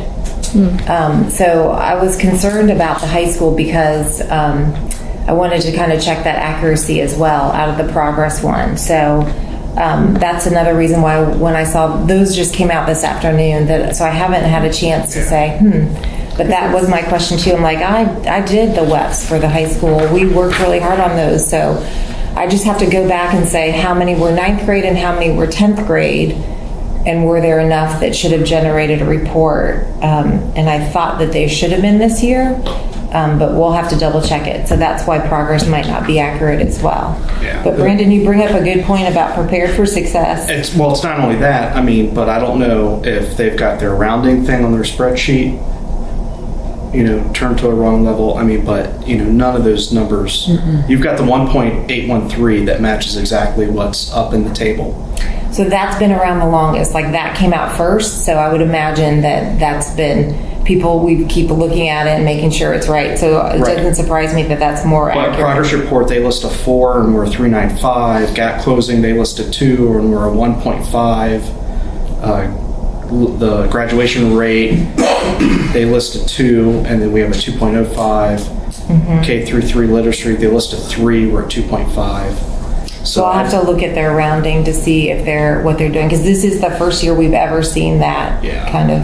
I think there's some hidden errors there. Yeah. So we'll see. We'll stay tuned for tomorrow to see what tomorrow brings. So the same format is true for the high school. The only thing besides the graduation being different than us, so I'm happy they received a C for it instead of a D, because we weren't very glad about that. They received a demotion. So the high school had 10 indicators, and they achieved the retake indicator and the American government indicator. And they, on the progress, you can see their respective scores listed there, and they got a C as an overall component for there. Most of our schools in the district did better in reading than we did in math this year. And we're kind of an interesting district in that regard because we tend to show growth in one area over another. It's not necessarily always even, but I will say for this particular year, reading stood out for the district more so than math. So for gap closing for the high school, they did receive a demotion. So they have an F for gap closing, and last year they had an F for gap closing as well. The high school this year compared to last year is the same. So this year was close to the 80%, or was 80% again as the goal for indicators. And the high school overall and all their components received the same overall rating. For the graduation rate, we noted that they did go, they showed some improvement from the district, but it is also the same graduation rate that they had last year with the C as a grade. They obviously don't have the K-3 literacy component, and then an F is their overall prepared for success work. What we are, well, I can save that for later, but I want you to know that when we see these scores, however they come out, people immediately start the work about how to make it better and what to do differently. So even though sometimes you look at this and you can be a bit dismayed or saddened by it, the minute we look at it, we say, what are we going to do differently the next time, and how can we show progress, and what can we put in place for procedures, or what can we put in place at each classroom level to make it better. So the high school overall grade this year is a D for their work. Sandy, can you tell us again what the Prepared for Success, what earns that score? So that is ACT or SAT remediation free, and we take it during the junior year as a whole class, but anytime they take it, it can be calculated into that part. It is industry credentials, so if they go to the Oaks and they do this industry credentialing, they can get credit for that. And also the honors diploma, which represents a more higher level coursework or higher level interest in certain areas. There are now six kinds of honors diplomas available to our students. So all of those things help contribute to the Prepared for Success rate. And it seems like, haven't we paid for students to take the ACT, or we pay the... Yeah, every student in the state of Ohio now is required to take it during a school day. So we offer it during the school day. It's different than when you're like, I paid for all those Saturdays, I drove them early. It's different. You can still do the Saturdays, those are still available, and we encourage kids to keep taking it, bless you, because we know that that makes a huge difference when you keep studying and keep practicing and then take it again and again. And even take some of our ACT prep coursework that we have, but we offer it in school for all students. And I know we've offered through 21st Century after school programming to help prepare for that. And we also do it through Gear Up, through the advisory bell. So we do a couple different ways.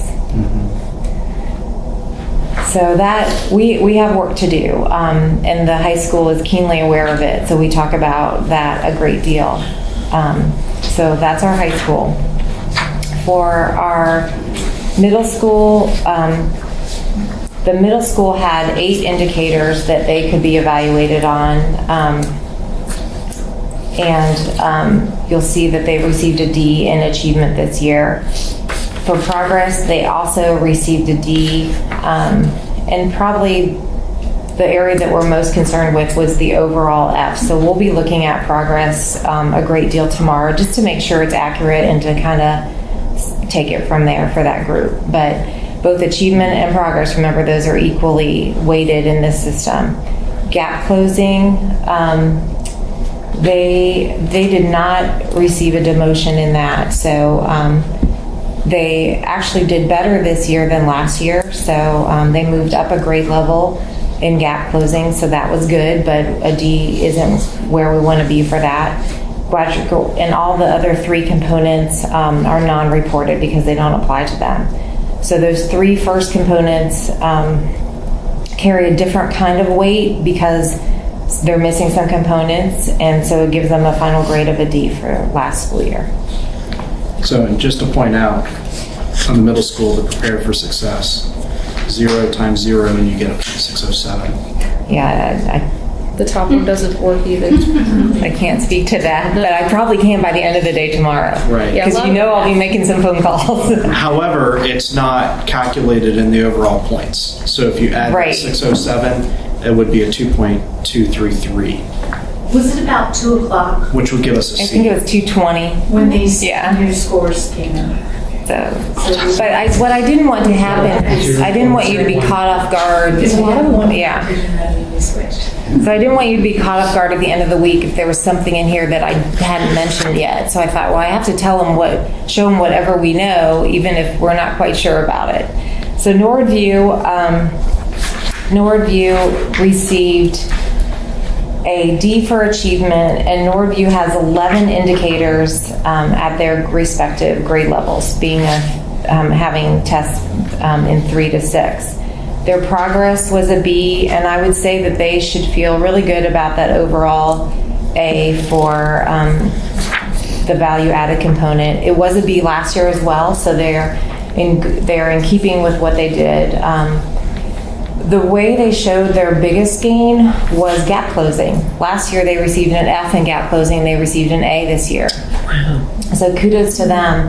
So they really showed that all of those subgroups could make growth. They don't have to be perfect in the subgroup, but you have to make a certain kind of growth. There's long-term goals and short-term goals, and they made the growth both in reading and mathematics. So kudos to them. And they, of course, don't have a graduation rate, and they had 0 demotions. Obviously, that means their participation was good, and all of their subgroups scored well enough to not receive a demotion. So I was really happy for that. I spoke to Mr. Yates about it and said, you know, sometimes we just focus on just the indicators, and it's really healthy that we tell the whole story and we talk about the nice work that people did with individual students to achieve an A in gap closing from an F to an A. Obviously nothing for graduation rate. And then their literacy rate for K to 3 remains a C, and it was last year. So, and then they don't have a Prepare for Success report. And I'm sure my statistical analysis team on my corner have said that this is not accurate as well. 0 times. They're going to hire you too as independent consultants. We won't send them the tapes. So we will work on that tomorrow. OD But does the not good know thing that. here, I mean, and we could take this, there's a formula here that I think we could pull from and move it into other buildings, like a common core formula, to say, okay, these are the steps we took, especially for gap closing, to get from an F to an A, and let's learn from that and let's move that into other areas. Right. So. Right. So Sharpsburg, let's take both Sharpsburg Elementary and Primary together, because this is a new phenomenon that occurred this year. So Sharpsburg Primary, as a reminder, is a pre-K2 building. They don't have any tested areas, and yet they're showing as an F for achievement. And it is accurate, and it's very unfortunate. So that's about absenteeism. It's the one indicator they have, and they didn't achieve it. So that's why they received an F. And so that's a bit disappointing. And we have some paperwork to share with the state about that and how we feel about that. It just seems a bit off, because I think it's a bit misleading if someone from the public says, wow, the primary building got an F, and they should pause and say, on what? But nonetheless, it's accurate. So they received an F for achievement, and then their other area is the K3 literacy, and that's just for grades 1 to 2, or K to 1 and 1 to 2, and then it stops. So they received a C for that work. So an F and a C in this formula is a D. So typically they would have just let the C show itself. And everything else is non-reported because they don't have a tested area. So if we move back to Sharpsburg, their overall achievement was a C for achievement. They also have 11 indicators, and their performance index is listed there as well. And progress, they received an A for overall value-added score, which is nice. And again, we'll double check the progress. So right now they're showing up as a B for progress.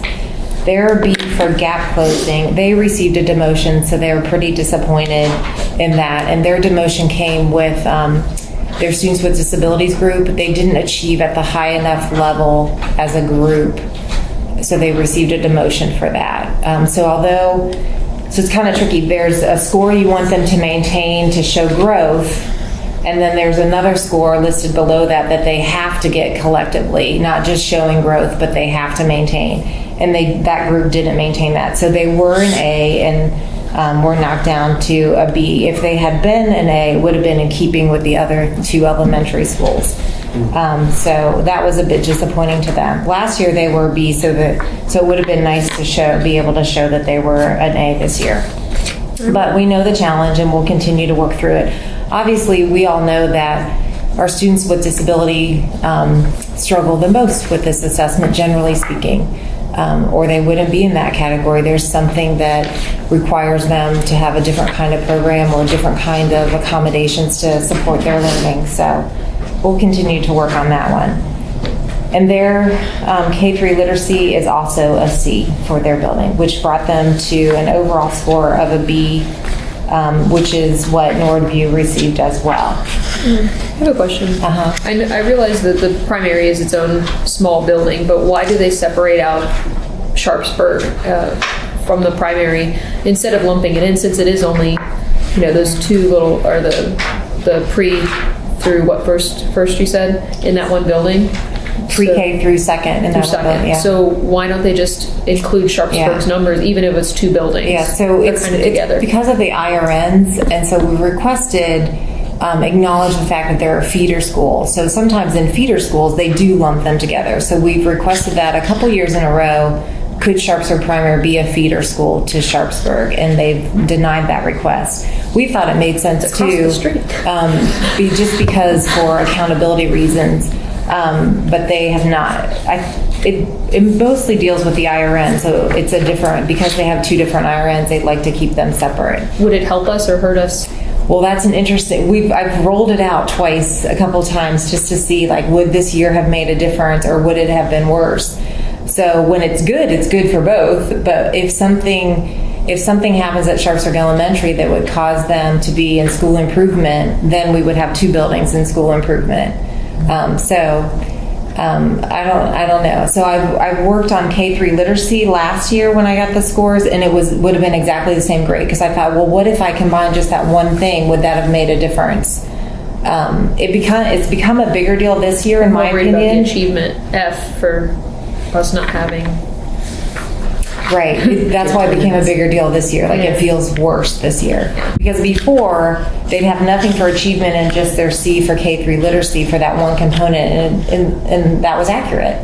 But now, because they have an overall score of a D, it feels not as accurate. So we'll keep working with it and maybe ask again. Thus far, every time we've asked for them to be a feeder school for just accountability purposes, they've rejected it.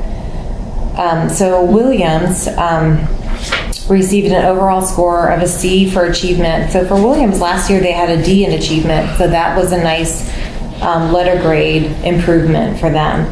They also have 11 indicators, and their achievement, they achieve more indicators than our other two elementary buildings, achieving just 4 of the indicators. Their progress is a B, which last year was a C, so that shows growth. Once you start growing your achievement, the other components tend to move forward as well. So it does all start with achievement. Their gap closing, like Norwood View, is an A, and they too showed really good work in both reading and mathematics for those subgroups and 0 demotions.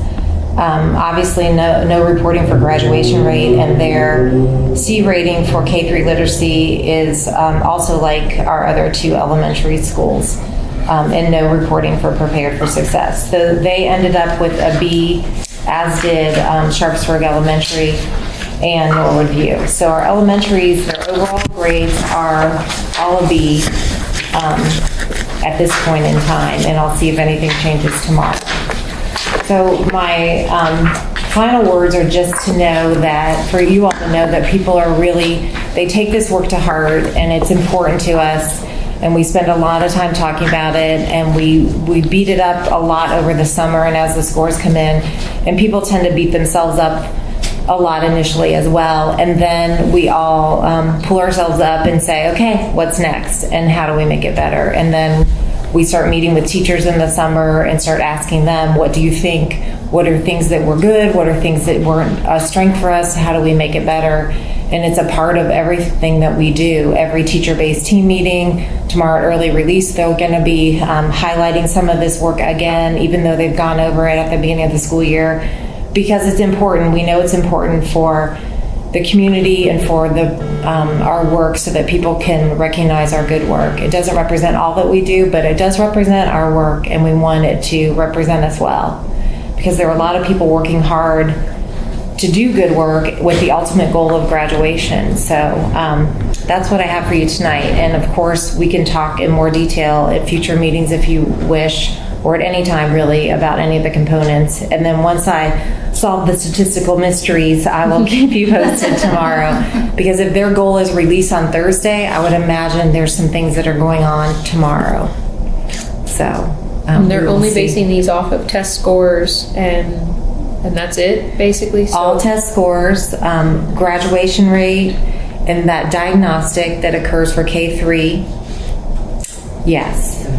So And if participation. if our kids aren't good at test taking, let's just say our kids are not good at test taking, but they're really creative or other things, there's no way for them to grade us on those activities. We have no system in place to showcase the things that our kids may be stronger at. So this local report cards commitment is for that academic component, but that's what Kathy was speaking of earlier. That's why so many districts are gathering together to say, what else? What about the arts? What about the other ways we support students with athletics and even scholar athletics and high achievement in other areas? How do we create what's called a quality profile so that the community can say, you still have a reason to be proud of your school, and here's why. Let us tell you some of the new things that our students are creating, doing, or a part of because of good teachers.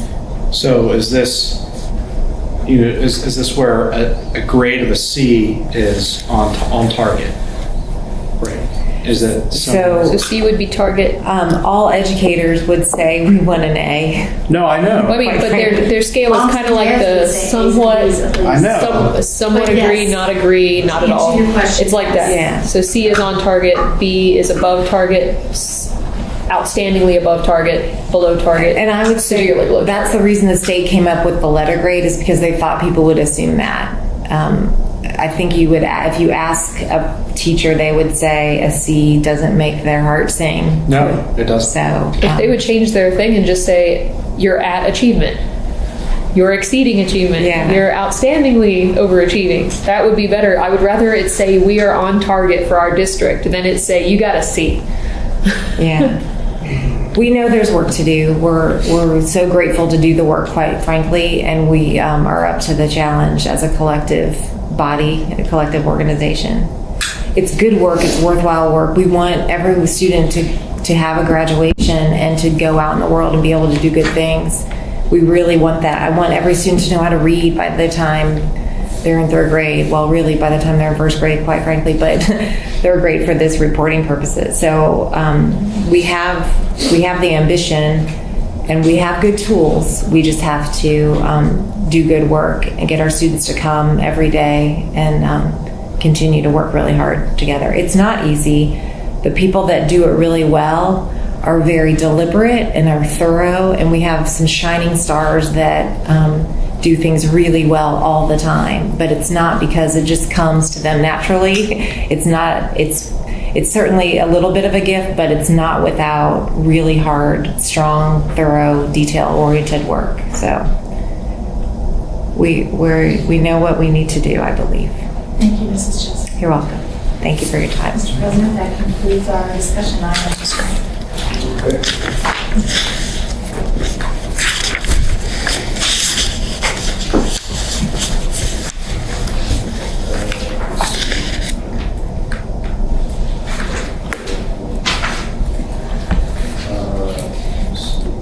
Education Committee. Thank you, Mr. President. We have a couple of field trips that are going to be coming up here soon. The 5th grade at Sharpsburg through Mrs. Ostendorf, Mr. Nelson, Mr. Dykes, and the Norwood Middle School 8th grade with Ms. Gregory, Ms. Weisenberg, Ms. Weisman, and Mr. Luking. They're going to be taking field trips. The field trips detailed are in the computer under the attachment. And that is all I have. Personnel superintendent. Thank you, Mr. President. We have, I'm trying to make myself look at the online work versus, we have a few resignations. Four of those just came in this week, actually. The receivers were Lawrence Strasser and Anna Webster. Consideration.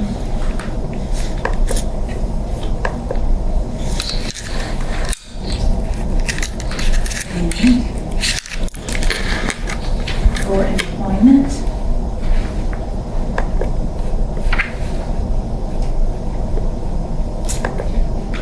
Under 5.02, we have a change of status for Paige Rudd under number 1. Number 2, we have a number of folks for Avenues for Success as they gear up and get moving and are done identifying folks.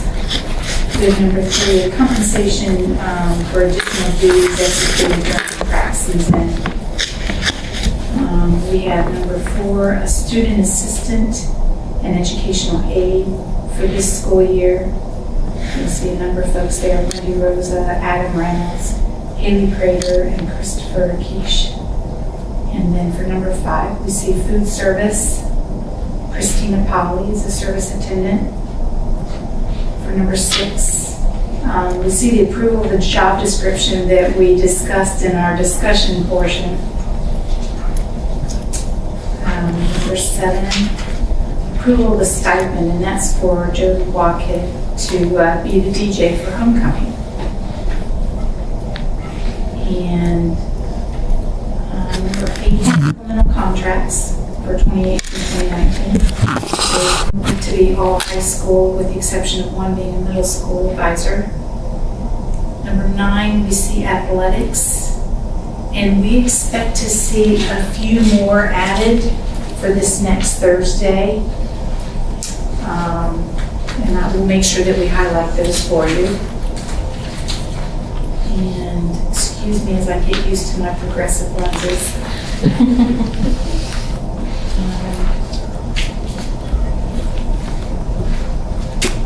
Under number 10, pupil activity contracts for the 2018-2019 school year. That's where you'll see more additional names for next Thursday. And I think that concludes personnel. So can we discuss any of these items? Absolutely. Okay.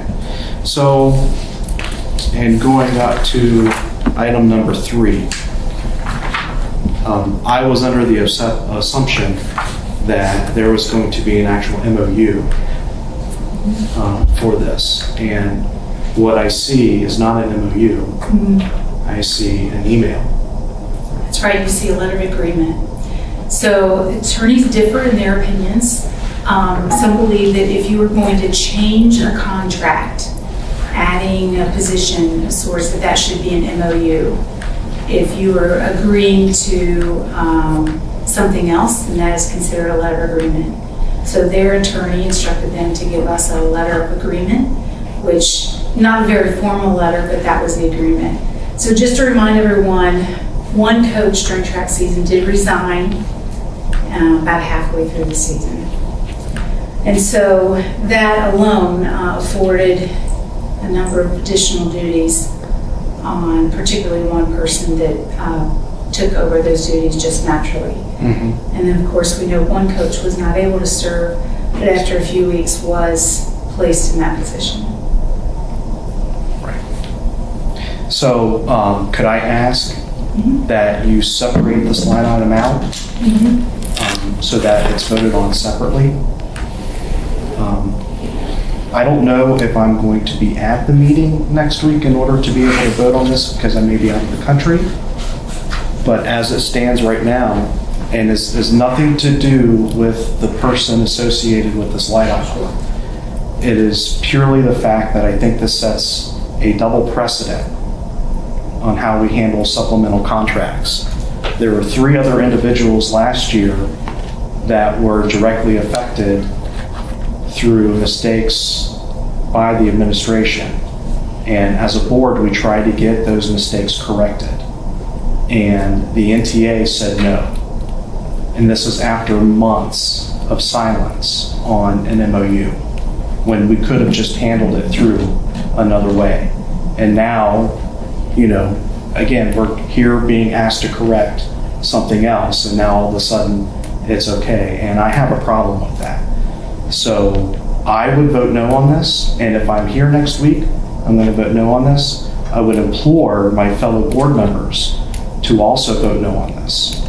So, of course, you vote your own conscience, but I think this sets, if we agree to this and do this the way it stands, then I think it sets a bad double precedent. And if you're going to fix this, I think you go back and you fix all of them, since we're now fixing mistakes from last year. So you either go back and you fix them all, or you fix none. And that's how I feel about it.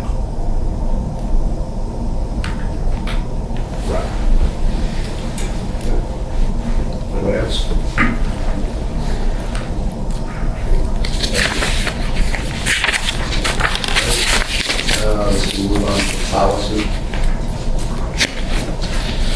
So, 600 pages. thank you, Mr. President. Yes, after, what, 9, 10, what, 11 hours? 11 hours of meetings with everybody, so. We still have to read it again to approve that the second draft is what we intended. I think what we're going to do is we're going to invite the OSBA representative to kind of give a presentation for this massive work that we undertook, but it was good work.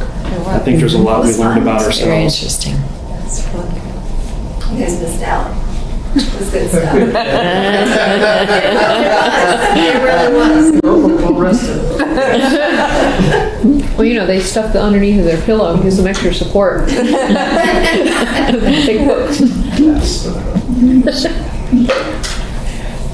That's it. That's No, it. I enjoyed it, and thank you, Val and Brandon, for your time commitment. Of Yes. course, it was really helpful, I think. Really worth going through line by line. If you have not done that, I would highly recommend it. That sounds like a trap. No, really, I really do. I think it just gives a really good understanding. It shows how technical things are. It really does show how very detailed and technical things are in our world. All right, let's see, buildings and grounds. Yeah, we've got 20 on there. A lot. So, yeah. Let's see, financial. Want to pass it off to Camp House? We went through this earlier today, and she can give you more detail. Thank you, Mr. Faulkner. Mr. President. 8.01, I have the financial reports, including the treasurer's monthly financial report. I am still tweaking those reports. I'm hoping to make them a little bit easier to read, a little more or a little less detailed, but to give our overall concepts of what's going on each month. In short, we received about $400,000 more in taxes this settlement than I had expected on the forecast. That's always good. Moving forward into the October forecast, we'll probably see a little bit of savings in payroll and spend a little bit more in benefits, so it's always an offset there. I would like to talk to you about the October forecast, with this being my first forecast in the district. I've always presented the forecast in an open session of the board meeting. Is that how you would like to see that happen? Presentation at the October meeting? Yeah, I think that's what Ernie Norwood done as well. Okay. All right, so I'll do that probably in the committee meeting, and then we'll adopt it in our regular October meeting. Sounds good.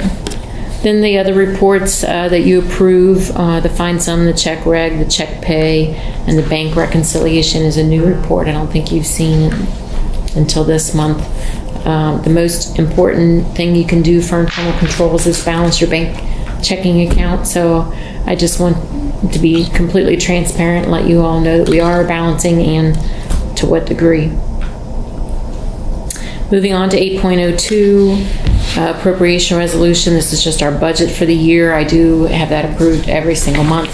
So that is on the agenda for your approval at our next meeting. 8.03, then and now purchase orders. These purchase orders have had a variance in the PO processing process that exceeded my allowance to approve. I'm only allowed to approve a $3,000 variance in a purchase order. If it exceeds $3,000, I need to bring it to the board. We will be working on that process so that everybody understands you have to have a purchase order before you make a purchase, and that will make these then and nows go away. So I will be working on that. 8.04, gift card donation. We had a $100 gift card from an anonymous donor given. That gift card was raffled off at our beginning of the year employee event.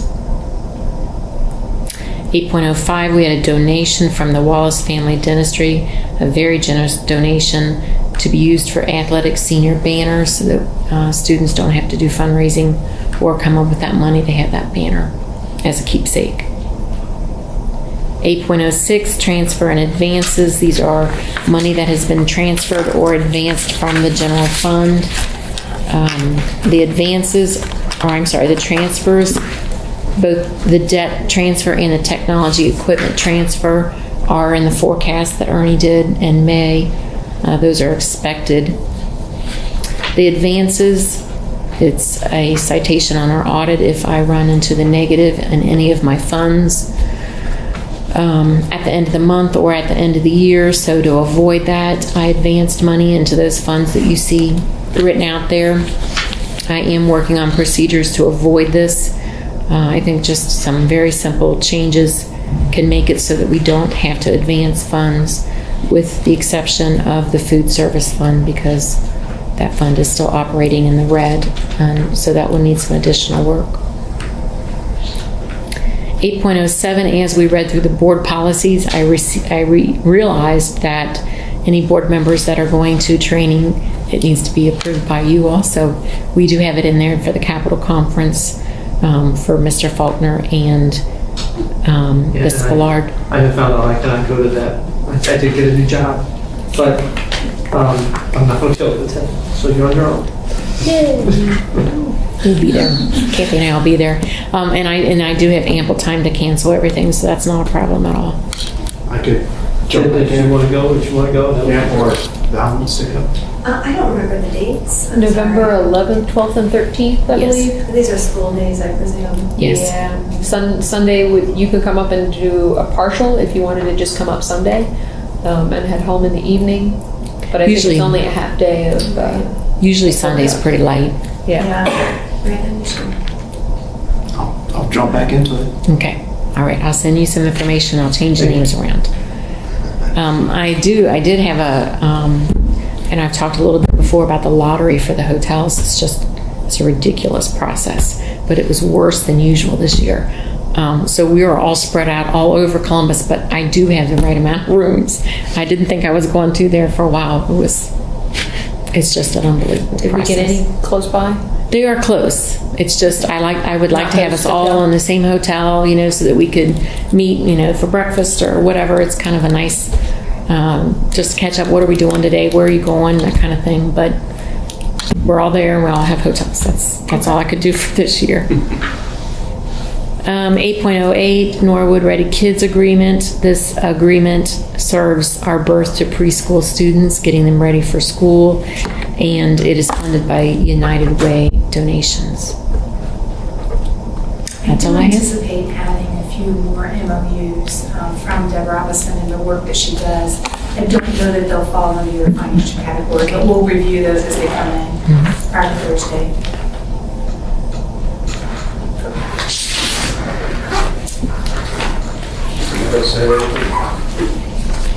I did want to ask, how did our first safety drill for the district go on the 7th?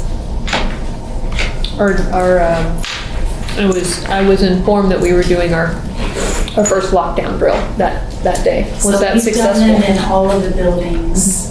So to date, there have been no challenges or problems. I know in this building, we waited until Norwood PD got here to conduct it, just because we wanted them to be present for it. So I know they've been given the opportunity. It's legally our obligation to let them know in advance. If we're going to practice it, and of course let them know that we concluded it. So to date, they've all been conducted and always been practiced. Okay. On that note, we'll continue to think about the good folks of Fifth Third as they continue to go back to work. And of course, honoring today is Patriots Day. Okay, that's it. We are adjourned.